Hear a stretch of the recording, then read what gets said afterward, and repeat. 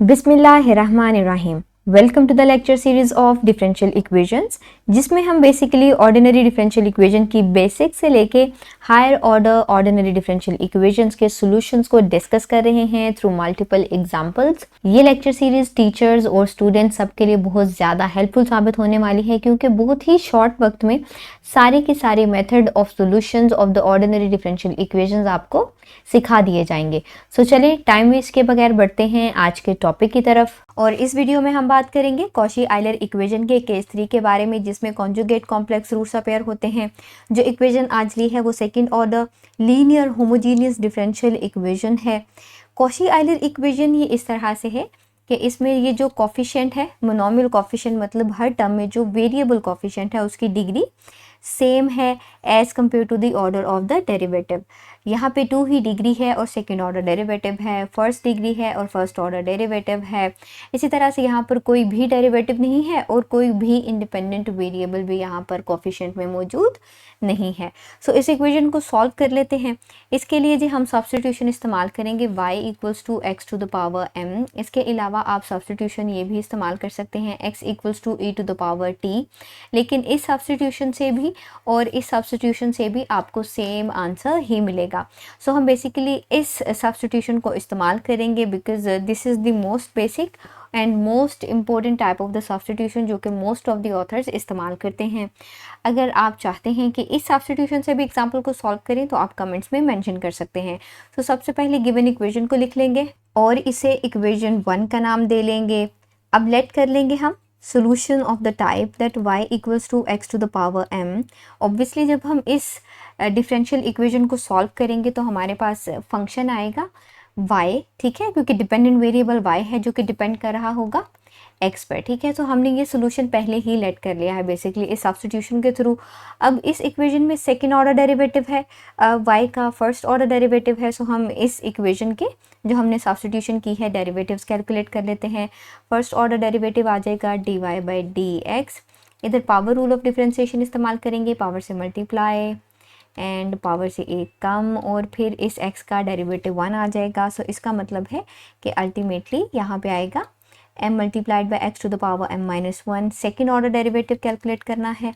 सो इस तरह से लिख लेंगे, इसे यूँ भी लिख सकते हैं dx of dy by dx। So dy by dx की वैल्यू इसमें सब्स्टिट्यूट कर लेंगे which is m x to the power m minus 1। अब m कांस्टेंट है, बाहर लिख लेंगे and d over dx of x to the power m minus 1। Again power rule of differentiation इस्तेमाल करेंगे। ये m तो एज इट इज़ आ जाएगा और फिर आएगा पावर से मल्टीप्लाई एंड पावर से एक कम, ठीक है। -1 और -1 हो जाएगा -2। सिंप्लीफिकेशन कर लेंगे m into m minus 1 x to the power m minus 2 और ये इक्वल है जी d square y over d x square के। इसे अगर मज़ीद सिंप्लीफाई करना चाहें तो m को मल्टीप्लाई कर लें। सो यहाँ पे आ जाएगा m स्क्वायर माइनस m, ठीक है। सो इक्वेशन नंबर, इसे 2 का नाम दे लें, इसे 2 का नाम दे लें, इसे 3 का नाम दे लें, इसे 4 का नाम दे लें। 2, 3 और 4 को इक्वेशन 1 में इस्तेमाल कर लेंगे। सो फर्स्ट टर्म है जी एक्स स्क्वायर, यहाँ पे हम इक्वेशन नंबर 4 सब्स्टिट्यूट कर देंगे, ठीक है, which is m square minus m x to the power m minus 2 minus 3x और equation number 3 which is m multiplied by x to the power m minus 1 plus 13 और यहाँ पे equation 2 आ जाएगी which is x to the power m equals to 0। Simplification करना है।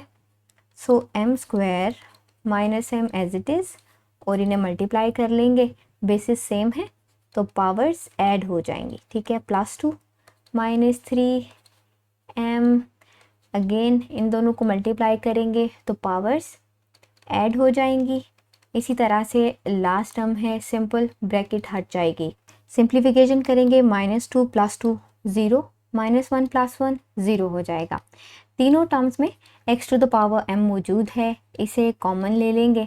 सो यहाँ से बच जाएगा m square minus m, second term में से -3m और थर्ड टर्म में से +13 बच जाएगा, ठीक है। और x to the power m common आ जाएगा। अब obviously x to the power m हमने लेट किया था सोल्यूशन, ठीक है। y के इक्वल। सो अगर अब हम यहाँ पे y को ही 0 के इक्वल रख देंगे इस इक्वेशन को आइडेंटिकली सेटिस्फाई करने के लिए, मतलब इस तरफ भी 0 पुट करने के लिए, बनाने के लिए, तो सोल्यूशन 0 हो जाएगा। अगर सोल्यूशन 0 हो गया तो हमें तो फिर सोल्यूशन का कोई फ़ायदा ही नहीं ना, वो इस सारे प्रोसेस का ट्रिवियल सोल्यूशन आ जाएगा जो कि किसी भी इंटरेस्ट का नहीं है। हमें तो एक ऐसा सोल्यूशन चाहिए जो 0 के इक्वल ना हो। सो इसका मतलब है कि हम x to the power m 0 के इक्वल नहीं रखेंगे, इस सारी ब्रैकेट को 0 के इक्वल रखेंगे, यहाँ पे 0 आएगा, ये इसके साथ मल्टीप्लाई होगा तो ये इक्वेशन आइडेंटिकली सेटिस्फाई हो जाएगी। सो रख लेते हैं जी m square which implies that -m - 3m + 13 = 0। मज़ीद सिंप्लीफिकेशन कर लेते हैं। सो यहाँ पे आ जाएगा m square - 4m + 13 = 0। Quadratic equation है, क्वाड्रेटिक फार्मूला इस्तेमाल कर लेंगे इस इक्वेशन के रूट्स फाइंड करने के लिए, मतलब m की वैल्यूज़ फाइंड करने के लिए। सो यहाँ पे आ जाएगा -b ± b² - 4ac/2a, वही बेसिक क्वाड्रेटिक फार्मूला है। यहाँ से a की वैल्यू आ जाएगी जी 1, b आ जाएगा -4 और c आ जाएगा 13। वैल्यूज़ को सब्स्टिट्यूट कर लेंगे, m आ जाएगा इक्वल्स टू माइनस ये फार्मूला का, ठीक है, और ये b की वैल्यू -4 ± -4 का स्क्वायर, फार्मूला का 4, a की जगह पे 1, c की जगह पे 13 और डिनोमिनेटर में 2 × 1। सिंप्लीफिकेशन कर लेंगे। सो m इक्वल आ जाएगा -4 ± -4 का स्क्वायर 16 और 13 को 4 से मल्टीप्लाई करें तो 52 आ जाता है, डिनोमिनेटर में 2।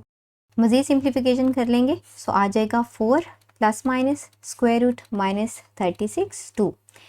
-36 के स्क्वायर रूट को हम यूँ भी लिख सकते हैं -1 एंड 36, ठीक है, सेपरेट इनके स्क्वायर रूट हो जाएंगे। ये आयोटा के इक्वल है, ये इक्वल है जी 6 के। सो इसका मतलब है कि यहाँ पे हम लिख सकते हैं आयोटा 6। अब कॉमन ले लेंगे न्यूमरेटर से 2, सो ± आयोटा 3 बच जाएगा, ठीक है। 2 कॉमन लेने के बाद ये 2 इस 2 से कैंसिल आउट हो जाएगा और m अल्टीमेटली बच जाएगा 2 ± आयोटा 3 के इक्वल। सो जब भी हमारे पास कॉन्जुगेट कॉम्प्लेक्स रूट्स आते हैं तो हम उससे कॉम्प्लेक्स नंबर से कंपेयर कर लेते हैं। सो अल्फ़ा यहाँ से 2 आ जाएगा और बीटा आ जाएगा इक्वल्स टू 3।